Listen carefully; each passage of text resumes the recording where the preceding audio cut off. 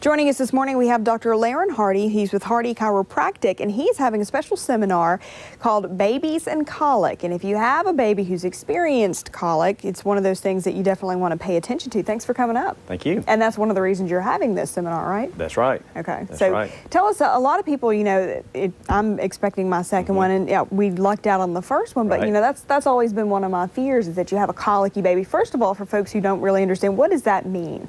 A colicky baby, that is a baby that that experiences uncontrollable crying, usually in the evening hours, usually from 5 to 7, 6 to 8, and it's a unique type of crying, just almost a screeching or screaming, just uncontrollable. Okay, and what causes that?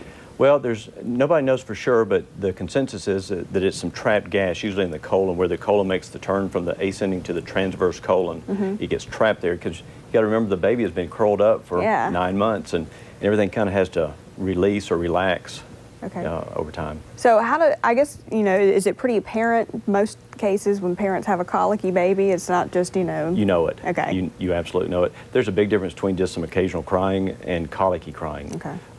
Colicky crying usually can be calmed down with what's called white noise. If you can run the vacuum cleaner and the baby calms down, chances are it's colic. Okay, so you have a really clean house then. Right, yeah, you vacuum all the time. Okay, so what are a lot of people, you know, if we don't really know exactly the cause, how can we help the babies? Because, you know, that's what everybody wants to do. Well, that's the great thing about this technique that I use. It's called colic release. Okay. And what it does is it covers all the different areas that it could be. If it's spinal related, then it helps. If it's colon related, it helps. If it's acid reflux related, it can help. So it's a 10-step procedure that's a real easy procedure for even a layperson to do on their child.